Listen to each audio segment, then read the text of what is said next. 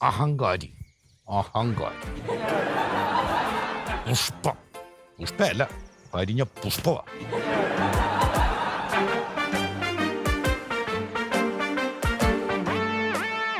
നിങ്ങൾ എന്താ ഇവിടെ നിൽക്കുന്നത്? എനിക്ക് സൗകര്യം ഉണ്ടായിട്ട്.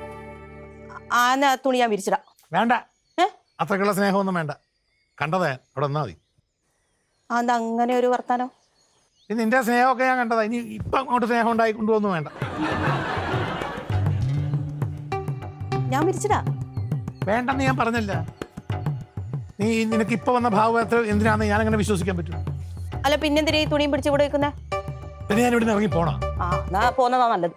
നിനക്കതാടി ഇഷ്ടം. നിനക്ക് ഇവിടെ രാജ്ഞിയെ പോലെ ഭരിക്കാലോ. പിള്ളേരാണ് നീ പറയുന്ന കേട്ട താഴ്ച. ആ തള്ള നിനക്ക് എടുത്ത് ചെയ്യാം. ഞാൻ പോയി കിട്ടിയാൽ മതിയല്ലോ. ഞാൻ വിരിച്ചിട്ടോളാം.